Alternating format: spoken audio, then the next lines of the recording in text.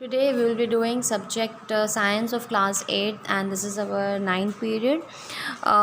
जैसे last period में हमने मैन्योर और फर्टिलाइजर्स के बारे में हमने कंप्लीट कर लिया था. Now let us see about some one activity was left.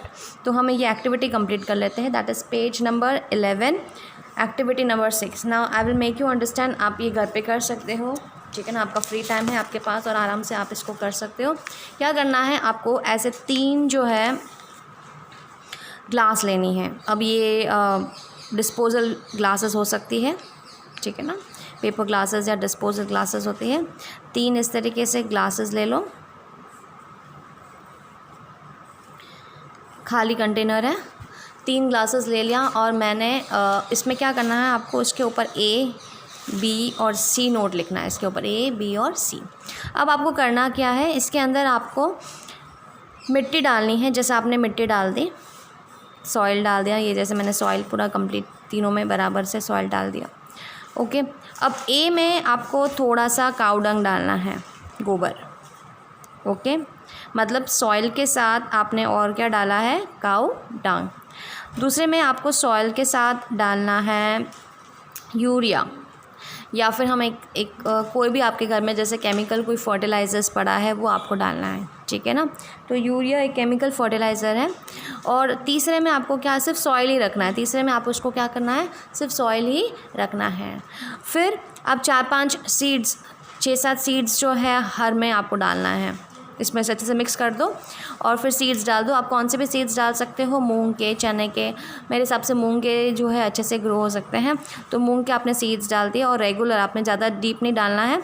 और सीड्स आपने डाल दिया, उसको थोड़ा सा मिट्टी से कवर कर लो और फिर रेगुलर उसको अच्छे से साइड में कहीं खिड़की के पास में वहाँ रखो और रेगुलर थोड़ा थोड़ा पानी डालो. ज़्यादा भी नहीं डालना है, थोड़ा थोड़ा डालना है.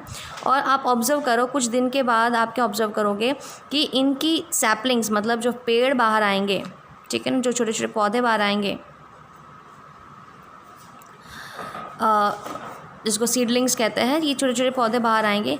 अब इसकी जो हाइट देखना, कौन से जो है ग्लास में किसकी हाइट ज़्यादा है वो आपको नोट करना है. जैसे एक सैपलिंग को जड़ से निकाल के उसकी लेंथ को नोट करो कितनी है, ठीक है. जैसे उसकी लेंथ को नोट करो तो कौन से, या आप नॉर्मली भी ऑब्जर्व कर सकते, तीनों में से जो है एक एक 2-2 सैपलिंग लेके आप देख सकते हो कि कौन सा बड़ा है, ठीक है ना. तो ये घर पे आप एक्टिविटी कर सकते हो.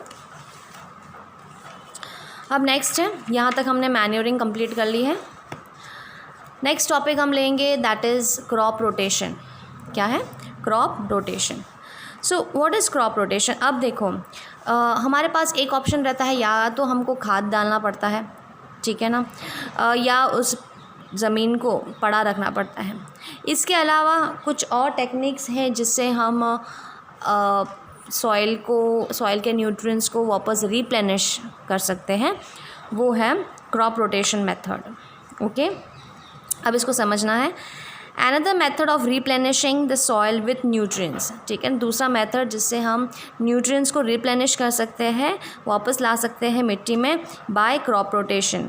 The crop rotation is a method of growing different crops alternately in the same field. अब इसके डेफिनेशन देखो क्या आ गई. क्रॉप रोटेशन ऐसे अंडरलाइन कर लेना कि crop rotation is a method of growing different crops alternately on the same field. एक ही फील्ड है और आपको क्या करना है, बारी बारी जो है खेती, मतलब 6-6 महीने की जो इंटरवल से आपको दूसरे क्रॉप्स ग्रो करने हैं. और आपको चूज़ भी ऐसे करने हैं जिससे सॉइल में जो न्यूट्रिएंट्स जो यूज़ हो गए हैं वो वापस रिप्लेनिश हो जाए. तो फार्मर्स क्या करते हैं, the farmers grow crops like wheat और barley in the first year. तो फर्स्ट ईयर में वो कौन सी खेती करते हैं, वीट की. Okay. And this is followed by growing a leguminous plants like pea और soybean in the next season. तो मतलब आपको पता है खारिफ और रबी सीज़न होता है. तो मान के चले रबी सीज़न में हमने वीट ग्रो किया है. ओके. तो खारिफ सीज़न में आपको कोई भी लेग्यूमिनस प्लांट, मतलब दाल वाले पौधे लेने हैं, क्योंकि एक्चुअली लेग्यूमिनस प्लांट में एक अच्छी प्रॉपर्टी होती है, वो हम देखने वाले हैं कि लेग्यूमिनस प्लांट ही क्यों लेते हैं. तो लेग्यूमिनस प्लांट क्या करता है, it helps in replenishment of the soil with nitrogen. वो क्या करता है, मिट्टी में जो नाइट्रोजन यूज़ कर लिया है जो पौधों ने, उसको वापस मिट्टी में डाल देता है। ये एक खूबी होती है लेग्यूमिनस प्लांट में। अब किस तरीके से डालते हैं वो हम आगे टॉपिक में देखते हैं। ओके, सो ये देखो, ये आपको दिख रहा है, ये एक रूट नोड्यूल है लेग्यूमिनस प्लांट का, ठीक है, मतलब जड़ें। अगर आपके पास, आपके घर में अगर आपने कोई लेग्यूमिनस प्लांट ग्रो किया तो उसको जड़ों को एक बार निकाल के देखना, ठीक है ना। क्या दिखेगा आपको कि इस जड़ों के साइड में छोटे छोटे इस तरीके से जो है पिंक कलर के आपको गोल गोल नोड्यूल्स दिखेंगे, इसको रूट नोड्यूल्स कहते हैं। अब क्या खासियत है इसमें वो हम देखने वाले हैं। How leguminous plant increase fertility of the soil. अब क्वेश्चन आ रहा है कि लेग्यूमिनस प्लांट किस तरीके से सॉइल को अच्छा कर देता है, फर्टाइल कर देता है। तो देखते हैं। सर्टन नाइट्रोजन फिक्सिंग बैक्टीरियाज, देखो ये बहुत इंपॉर्टेंट चीज़ है। Nitrogen fixing bacterias are known to replenish in roots of leguminous plant. On the roots, the bacteria develop nodule called as root nodule.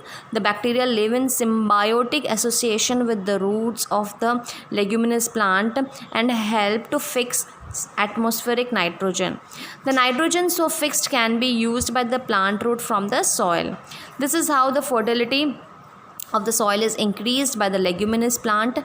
The process of converting atmospheric nitrogen into compounds which can be used by plant is called as nitrogen fixation. तो ये nitrogen fixation का definition आ गया। अब हम समझेंगे इस topic को क्या होता है।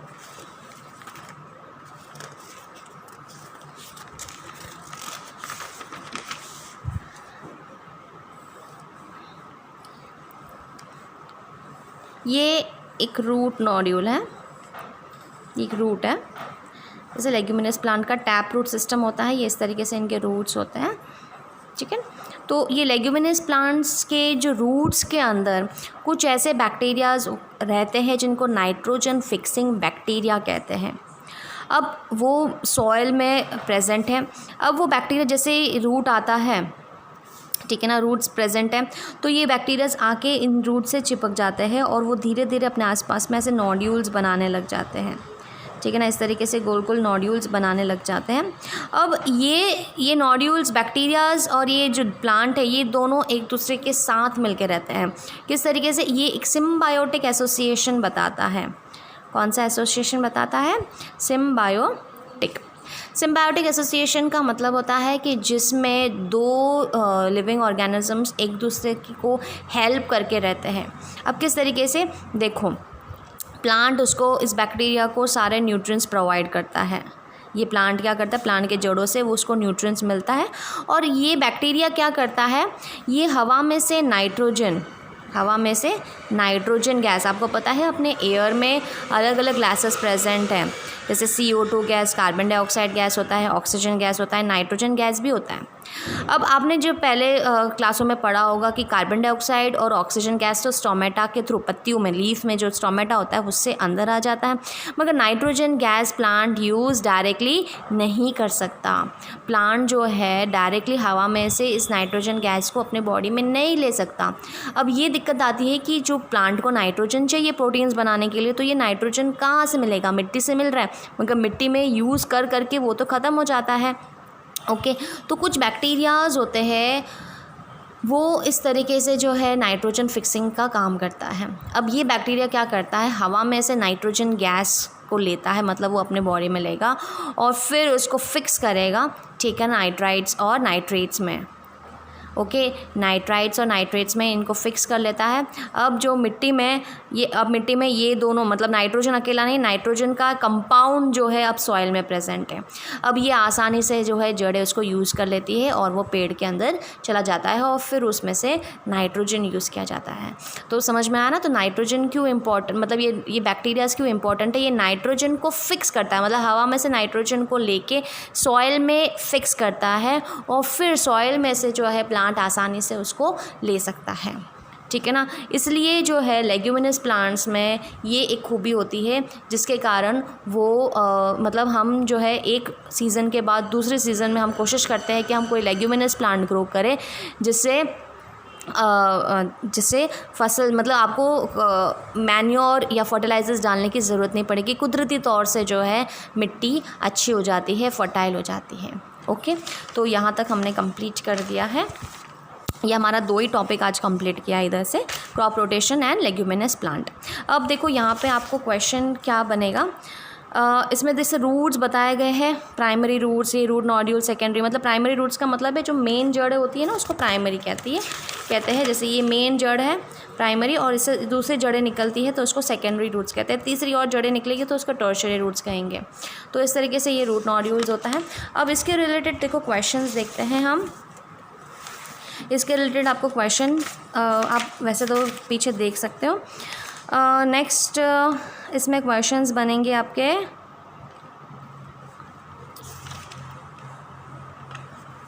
एक तो 8 क्वेश्चन आपको करना है।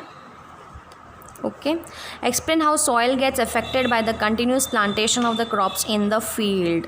कंटिन्यूस क्रॉप प्लांटेशन से जो है क्रॉप्स को क्या इफ़ेक्ट होता है, ठीक है। अब देखो ये आपको पेज नंबर मिलेगा यहाँ पे, पेज नंबर 10 पे। The crop plants obtain their requirement from minerals from the soil. Continuous growing of crops in succession renders the soil deficient in nutrients and this reduces the crop yield. तो ये आपका answer रहेगा 8 का, ठीक है ना। NCERT questions के अंदर से ये 8 का आंसर है। अब कुछ और क्वेश्चंस इसके रिलेटेड अगर है तो हम देख लेते हैं एक बार।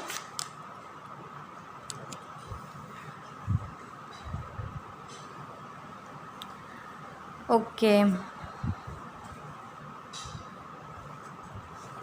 नहीं है, ठीक है ना। तो ये एक क्वेश्चन रहेगा आपका वर्क में, तो इस पीरियड में हम यही वर्क करेंगे। तो आपका पीरियड नंबर 9 में आपको सिर्फ पेज नंबर